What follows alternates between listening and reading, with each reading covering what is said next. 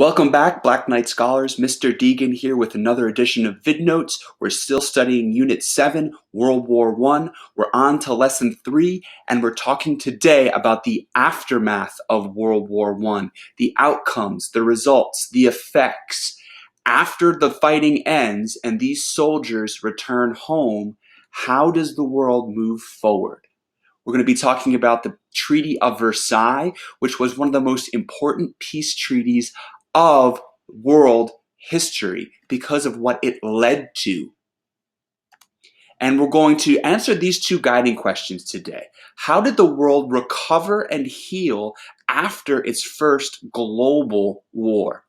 And question number 2, how did the recovery plan plant the seeds for a second world war?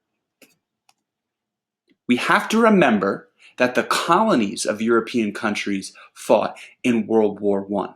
For example, 1 million soldiers from India fought. And if you remember, India is still a colony of Britain during this time. In addition, African colonies contributed soldiers to the World War I fighting effort. This is Cameroon soldiers, and Cameroon was a colony in Southwest Africa owned by Germany during World War I. So they fought for the Germans. And all across the continent of Africa, you see different colonies contributing soldiers to the war effort. As a result of their World War I service, these colonies increased their demands for independence after the war ended. India, you see Indian soldiers here training for chemical warfare, and African colonies both want to be free. They shed blood. They had soldiers die on the battlefield. Why not become independent? That's what they were asking their European powers. What were the human costs of World War I?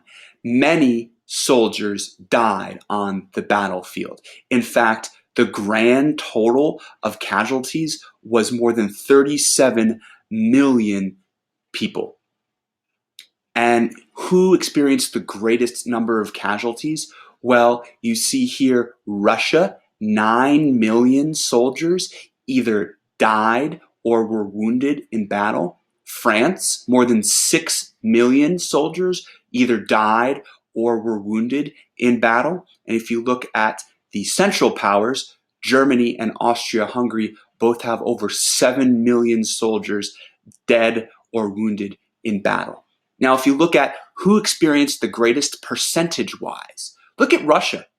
More than 76% of all of its soldiers experienced a casualty.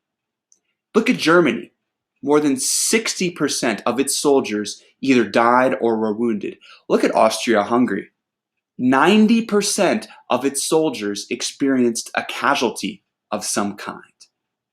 The human costs of World War I were great because the technology was advanced and soldiers were not ready for that technology. Let's go to the financial costs of World War I. It was a very pricey war. $125 billion. That was the total cost of the war. How expensive was the war for the United States? It cost the United States $22.6 billion. Among the Allied powers, Great Britain paid the greatest financial cost with $35 billion. Germany spent $37 billion during World War I. The war was costly financially.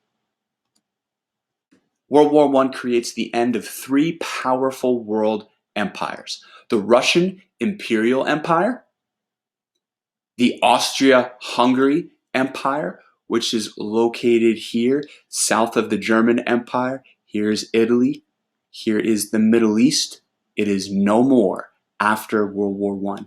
Also, the Ottoman Empire comes to an end after World War I, and the land, pictured here in white, is split up. The Treaty of Versailles of 1919 was World War I's peace treaty. Versailles, here it is. It is just west of Paris in France.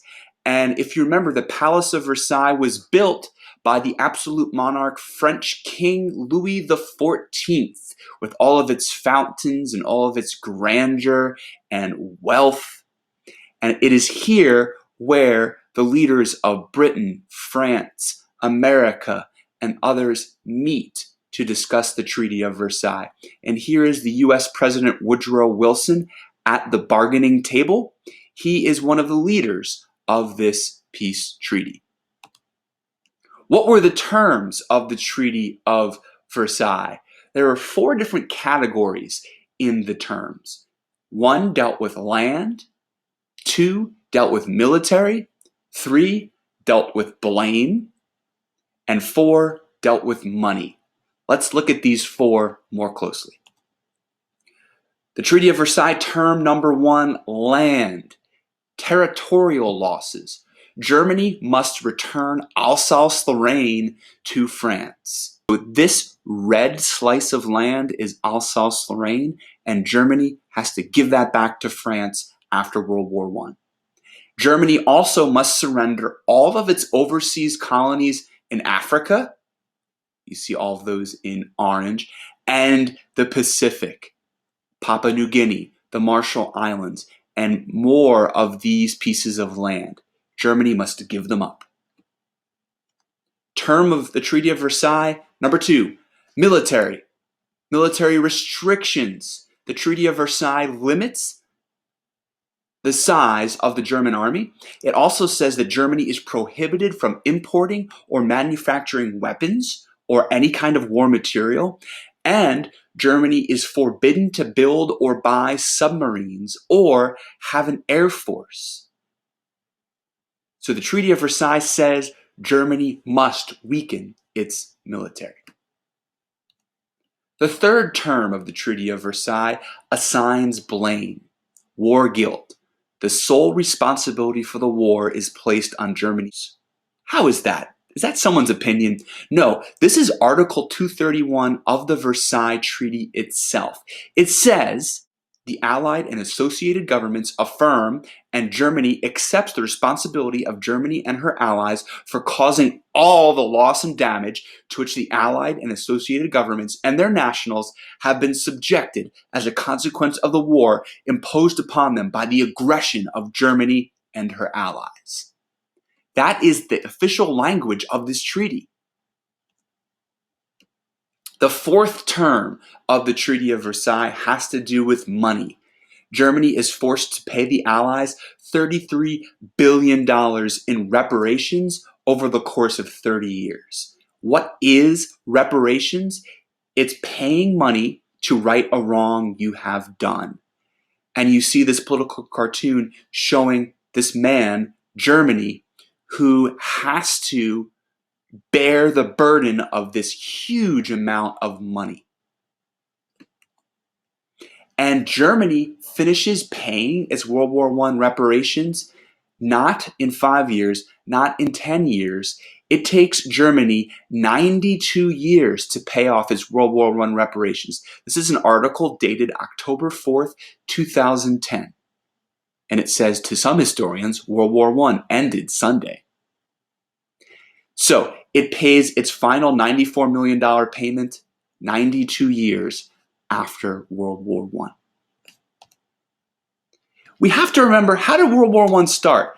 Germany didn't start it. Austria-Hungary declares war on Serbia on July 28, 1914, and later on, Germany joins Austria-Hungary because they are allies. Germany didn't start this war.